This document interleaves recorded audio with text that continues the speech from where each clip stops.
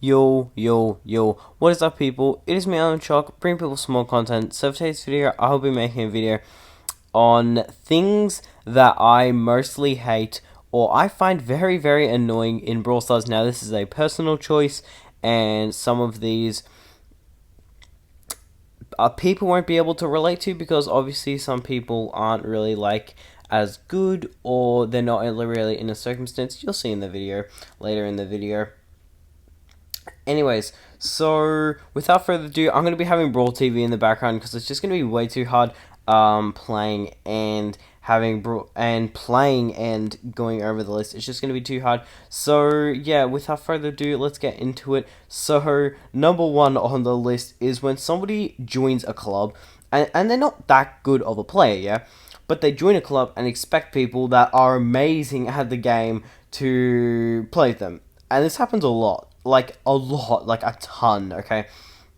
Where somebody will join a club, yeah? They have like one rank 30, one rank 25, or a few rank 25s, and then they'll ask like 30Ks.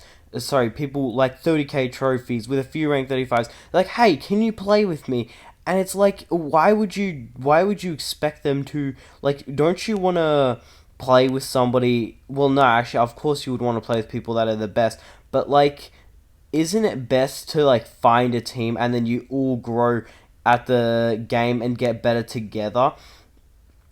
Or just get good by like watching tips, get rank 30s, and like, because the thing is, people like see your skill and how they can't just like, they're not gonna watch you play games and see how good you are. They're just gonna tap on your profile, see how many trophies, see how many rank 30s, rank 35s you have. If you have like one, or like if you have no rank 35s and like one rank 30, that doesn't mean you're a good player. And also it depends on your server.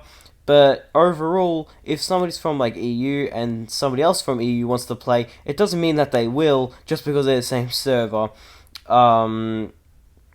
You want to play somebody that's around about your skill. Obviously, if you're a worse player, you want to get carried, but a better player doesn't want to play with terrible players. So that circumstance isn't really going to be happening unless the really good player is like super kind and they have so much time where they can just play with terrible players and take the trophies, or maybe carry. But yeah, anyways, next is when somebody throws like their games purely for missions. So if somebody has like deal damage, say in like bounty, yeah.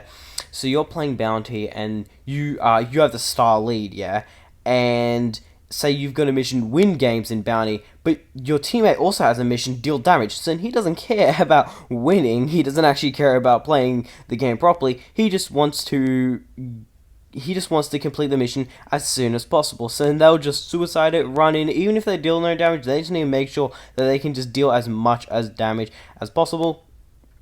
And I ran into a Daryl lately that did this a lot, where we literally had a star lead. We ended up winning because I got enough kills to make up for his losses.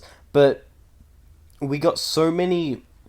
He fed so many stars, it was so hard to keep up with it. And my dude was literally feeding so much, and he was trying to deal as much damage. Like, if he was low, he wouldn't care. He would literally roll in. It was crazy.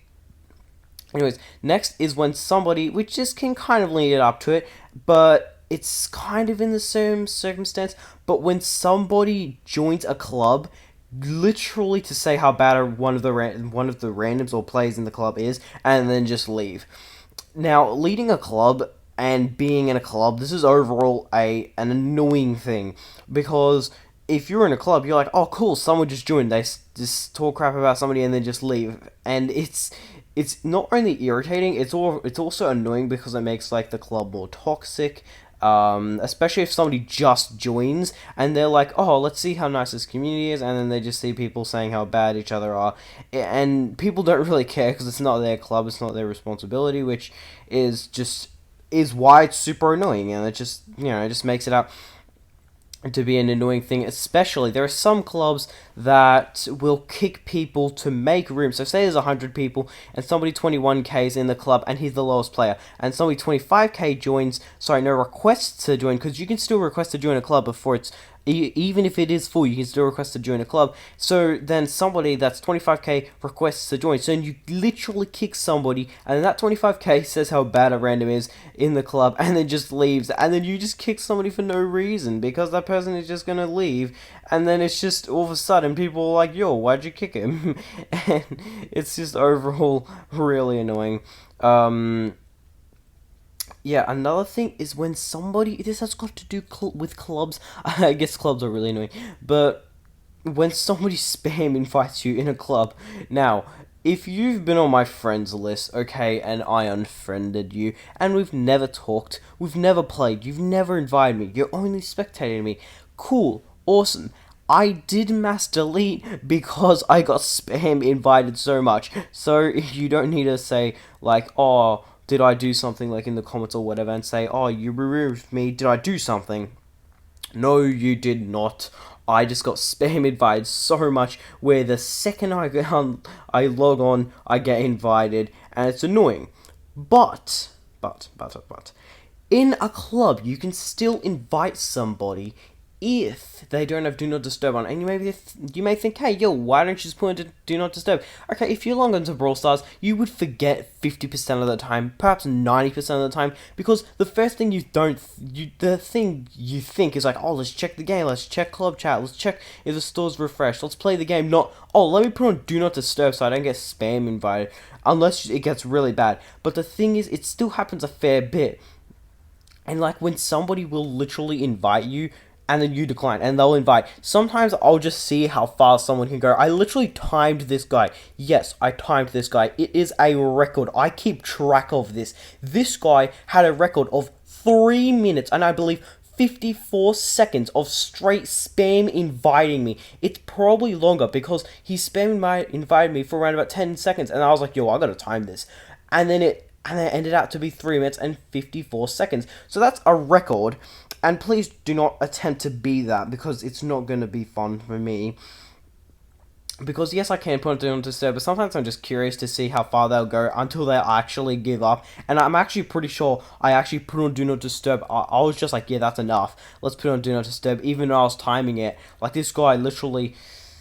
It was crazy. It was crazy. Anyways, next is when somebody encourages or upvote a bad map. Sometimes in club chat, I will see somebody and they're like, hey, can somebody upvote my bad map?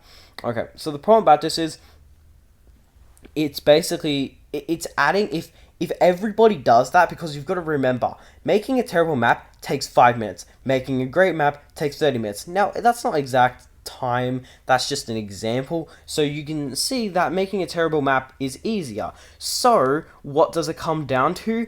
Okay, well, there'd be way more terrible maps, but that's the point of voting. So you vote out all the bad maps. But then when you say, hey, can you vote a bad map, that literally denies the whole purpose of voting. That literally defeats the whole purpose of that system.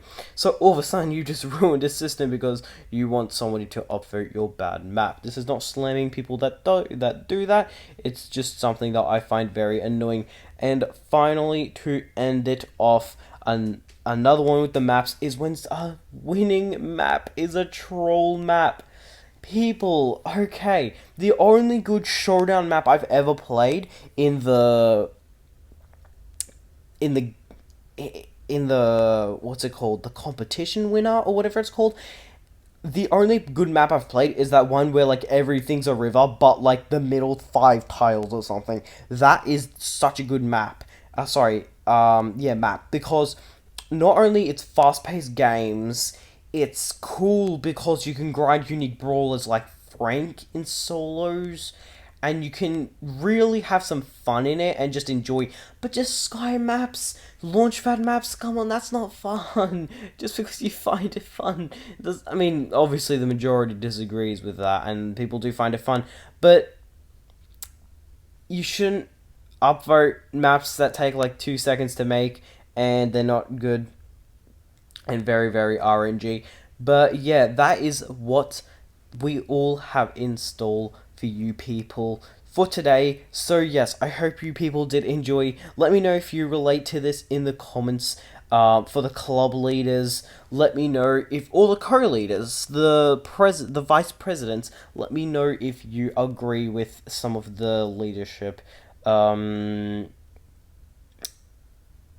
points. But yeah, that is going to wrap up today's video. I hope you did enjoy it, and with that said, have a good one.